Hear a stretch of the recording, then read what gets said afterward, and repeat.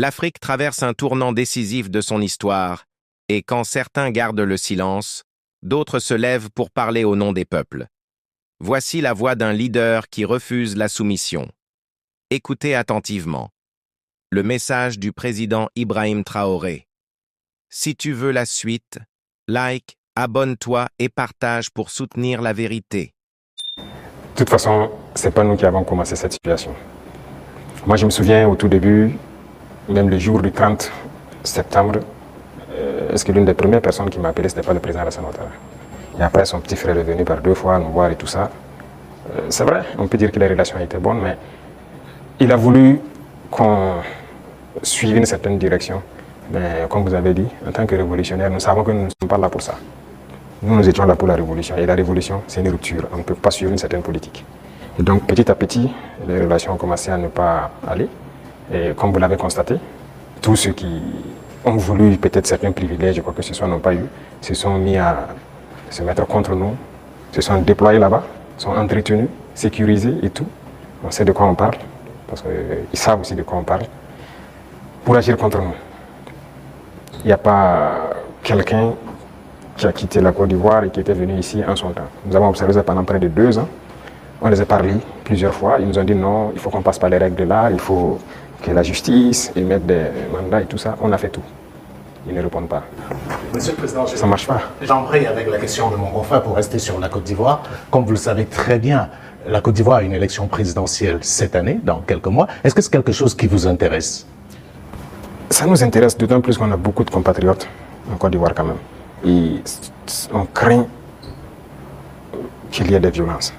Et ça, ce n'est pas forcément la bienvenue. Parce que nous avons vécu malheureusement les années passées aux violences en Côte d'Ivoire avec les opérations Bahiri. Tout le monde a subi ça au Burkina. Aujourd'hui, vraiment, nous ne souhaitons pas qu'il y ait des violences. Tout à l'heure, vous avez semblé dire quelque chose. Je voudrais que vous précisez, parce que c'est un peu très sensible selon moi.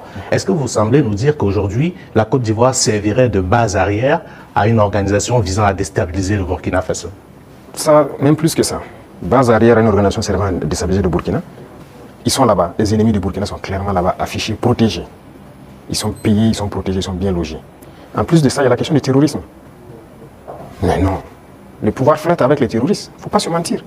Attendez, croyez-vous vraiment que peut-être l'armée ivoirienne est tellement surpuissante que quand les terroristes les voient seulement, ben écoutez, cela, il ne faut même pas les toucher, quoi que ce soit. Vous croyez à ça? Ils sont tellement plus puissants que les 3 armées de l'AES? C'est faux. Il y a un pacte de non-agression. Et quand il y a un pacte de non-agression, vous devenez une base arrière. Et tout ça, ça m'inquiète justement. Si ce pays, il y a des crises, le pays sera attaqué par les terroristes. Parce que s'il ne gagne plus ce qu'il gagne, le pays sera attaqué et ce pays va sombrer.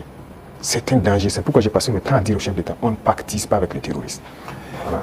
Alors, Monsieur le Président, qu'est-ce que vous répondez à ceux qui disent, bon, la géopolitique quand même avec la Côte d'Ivoire, ce pays voisin, qui abrite la plus grande diaspora burkinabé, alors que, bon, vos contempteurs vous accusent de pratiquer la diplomatie du muscle avec ce pays, au détriment justement de nos Paweto qui sont là-bas. Qu'est-ce que vous leur répondez? Écoutez, qui le dit? Nous sommes burkinabés, c'est ce que nous savons. Et nous avons décidé de faire une révolution, on va la faire.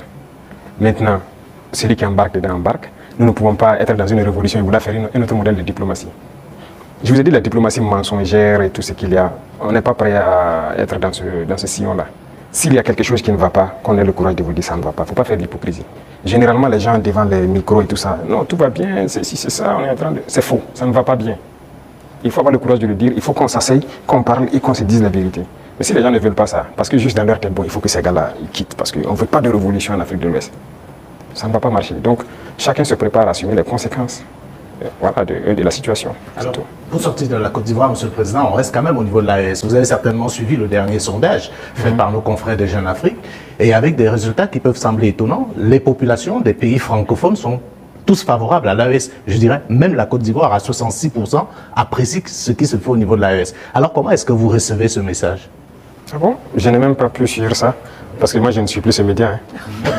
Alors, les confrères, c'était un sondage qu'ils ont commandé. Peut-être qu'ils ne s'attendaient pas à ce résultat, mais le résultat est tel. Ils ont été au Cameroun, ils ont été au Sénégal, ils ont été au Bénin, ils ont été en Côte d'Ivoire. Et là-bas, les populations sont tous favorables à l'AES et apprécient dans leur grande majorité ce qui se fait au niveau de l'AES. C'est logique, je dirais. Les populations ouest-africaines sont la plupart du temps liées. C'est la même famille. C'est le colon qui nous a divisés. Hein.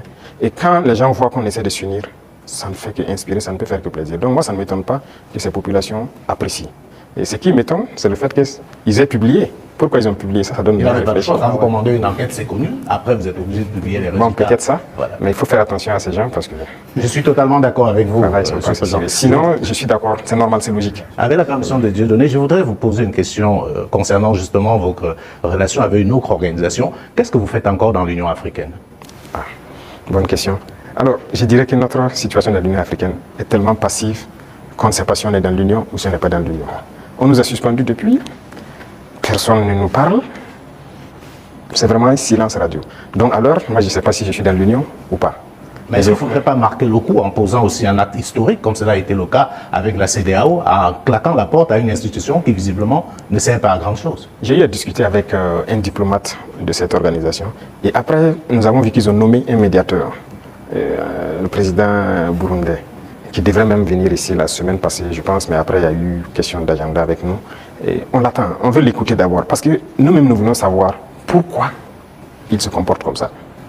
Parce qu'on ne peut pas prendre une décision sans savoir leur motivation. Pourquoi ils ont décidé de nous exclure? Pourquoi ils se comportent comme ça avec nous? Si on a leur motivation, là si on quitte, on pourra expliquer à nos peuples, voilà ce qu'ils ont dit, voilà les raisons. Et donc on décide de quitter. C'est la même chose que la CEDEAO. On a quitté, mais si on nous demande pourquoi on a quitté, on peut vous expliquer. Mais aujourd'hui, si on quitte l'Union et qu'on nous demande, nous-mêmes nous ne savons pas pourquoi ils nous ont suspendus. Pourquoi ils se comportent comme ça. Certes, ils ont dit qu'on est anticonstitutionnel, mais au jour d'aujourd'hui, je pense que... Vous pouvez aussi quitter parce que vous estimez que c'est une organisation qui travaille contre les intérêts de l'Afrique. Je ne pense pas que l'Union africaine peut être dans une posture révolutionnaire comme celle que vous menez. Non. Par respect pour certaines personnes, voilà pourquoi j'ai dit j'attends que le médiateur qui a été nommé, qui a déjà envoyé son émissaire, prenne contact avec nous. Nous l'attendons. C'est par respect vraiment pour ce président. Nous l'attendons qu'il vienne, qu'on discute, qu'il nous dise ce qu'il y a et nous lui dirons les conclusions de nos débats. Monsieur le Président, on va aller au bord de la mer Noire, en Russie. Alors, la science a l'art de ces instruments. Vous avez fait des études scientifiques. Alors, lors d'un séjour à Moscou, vous avez demandé au patron du Kremlin de nous apprendre à pêcher le poisson au lieu de nous donner le poisson, le transfert des technologies. Alors ça, je pense qu'aujourd'hui, c'est vrai, tout le monde est d'accord que le biberonnage là, extérieur ne peut plus continuer. Alors, où en est-on aujourd'hui avec justement ce transfert de technologie? Parce que vous avez parlé tout de suite avec des confrères qu'on va un jour fabriquer même nos armes ici. Alors, où en est-on actuellement avec ce transfert de technologie? Alors, je pense qu'ils ont bien entendu le message. Je l'ai clamé en 2023, pendant le sommet de Saint-Pétersbourg. On nous a donné du blé, il ne faut pas qu'on aille encore demander du blé. Il faut cultiver. Si on nous donne du poisson, il faut qu'on apprenne à pêcher. Et je pense que les initiatives qu'on est en train de développer, nous avons demandé donc à la Russie d'offrir un certain nombre de bourses d'études à des étudiants burkinabés pour qu'ils aillent apprendre la science. Ils ont accepté. Donc il y a déjà des gens qui sont partis dans certains domaines pointus. Si vous regardez la création d'agences atomiques, on a déjà des étudiants qu'on a envoyés depuis l'année dernière qui sont en formation sur le domaine atomique, qui est une technologie poussée. Et on va continuer d'en envoyer chaque année. Donc il y a plusieurs autres domaines où nous avons demandé des formations. Ce n'est pas la Russie seulement. Même à la Chine, on a demandé des formations particulières et envoyer des étudiants. En Iran aussi, pareil, on est en train de taper en tout cas tous ceux qui ont pu développer des technologies pour envoyer des étudiants formés. Alors géopolitiquement, bon, le capitaine président Ibrahim Traoré aujourd'hui a mis le Burkina sur orbite comme à l'époque un Sanka. Qu'est-ce que ça vous fait aujourd'hui? Bon, un pays comme le Burkina, bon, certains disent un petit capitaine. Qu'est-ce que ça vous fait géopolitiquement aujourd'hui d'être au pinacle? Écoutez, est-ce que vous avez toujours la tête sur les épaules? Un renforcement la tête sur les épaules, c'est une charge. De voir, c'est une mission globale qui nous a été confiée. De voir que tout le monde entier s'intéresse au Burkina, je ne dirais pas une pression, mais c'est une charge. Et c'est une responsabilité.